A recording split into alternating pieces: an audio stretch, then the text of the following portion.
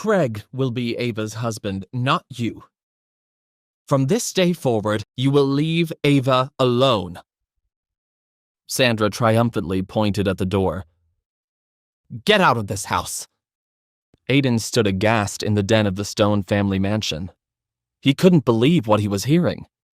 After his fight to ward off the thugs that were harassing Ava, he was surprised to hear that Sandra and Robert felt like he had abandoned their daughter. Ava looked completely distraught. She burst into tears and ran upstairs to her room.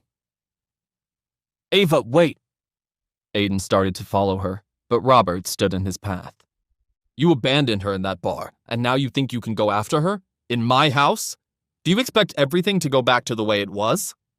Aiden groaned. Robert, I stood up for Ava in the bar. I fought off all those guys in the alley outside. What will it take for you both to believe me? Sandra frowned.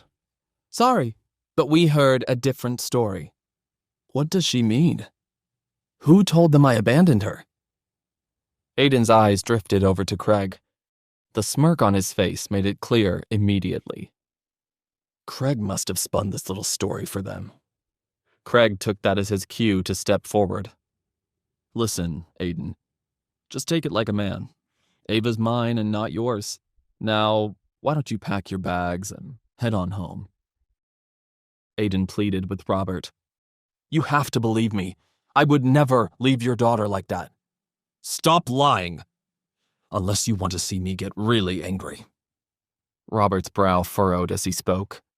Then Aiden decided to play the ace up his sleeve. You're too late, you know. Ava and I are already married. Aiden folded his arms, defiant. Craig looked confused.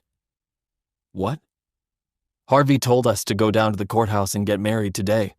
So we did. We have a marriage certificate and everything. Sandra huffed.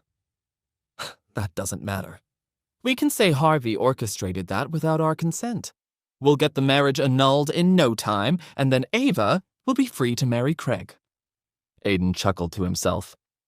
The way she talks about him, I think Sandra wants to marry Craig more than anyone else. However, for now Aiden could see that the battle was lost. He wasn't going to change Sandra and Robert's minds here. I promise you, I'll find a way to fix this. He glared at Craig. You don't deserve someone like Ava. I swear to you, whatever promises Sandra and Robert have made, it won't protect you from me. Without saying another word, Aiden turned on his heels, racing up to Ava's bedroom to go and see her.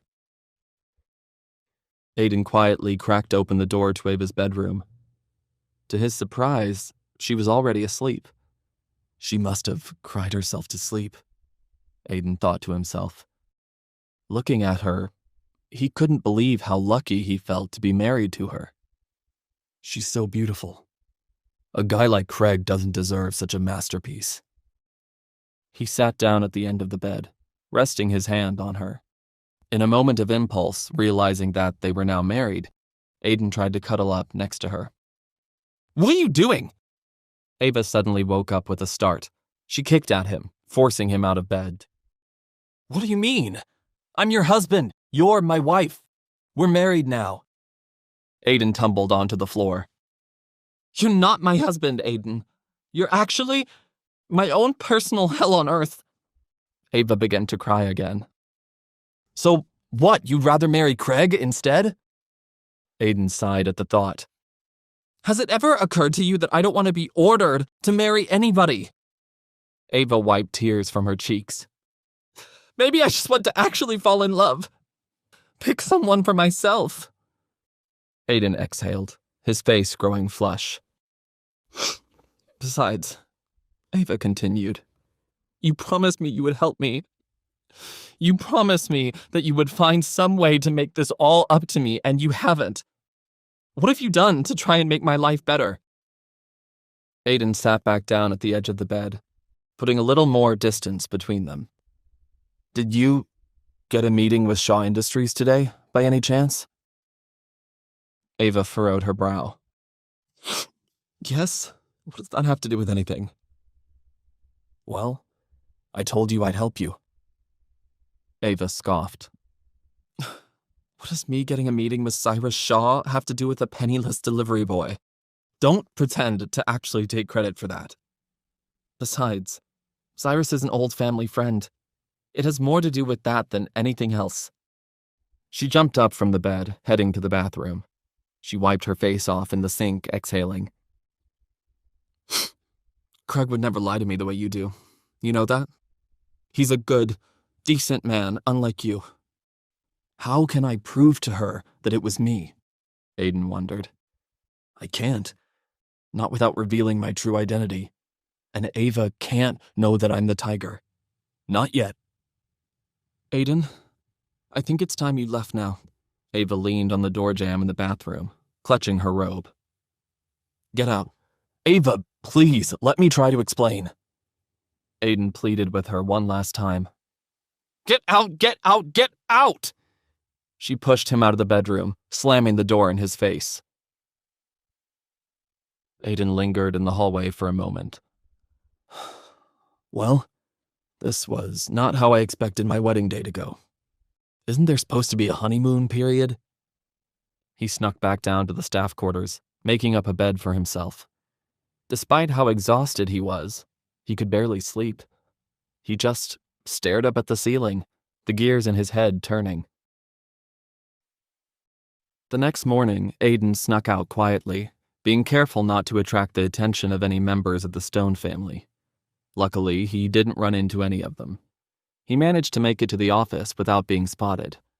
Once he arrived at Safe Tech, Aiden heard a sharp whistle. He turned to see Cyrus waving at him from a nearby empty office. Aiden, come here. There's something I need to discuss with you. Aiden hurried into the office. What's going on, Cyrus? Is everything okay? Yes, everything's fine. However, as he said this, Cyrus poked his head out of the office door, glaring from side to side. He seems worried about something, Aiden thought to himself. After making sure the coast was clear, Cyrus shut the door. Okay, we should be alone now. I've had the office checked for any listening devices, and there are none that we can find.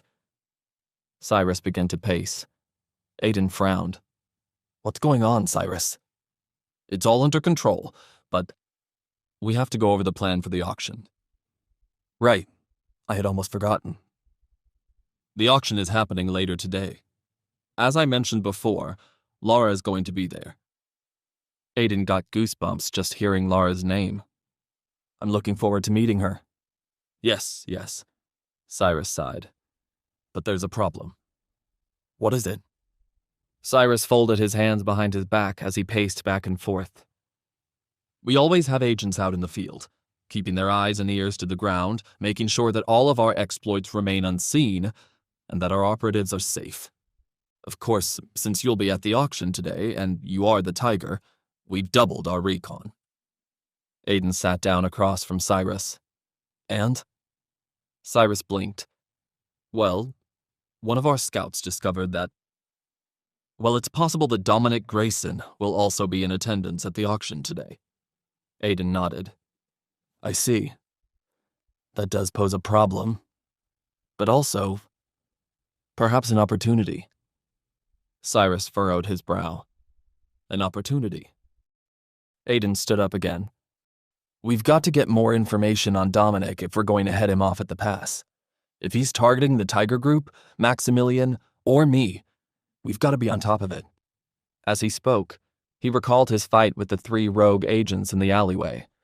I've been seeing how the Tiger Group is run lately, and frankly, I'm not impressed. We've got rogue agents, men who don't take orders.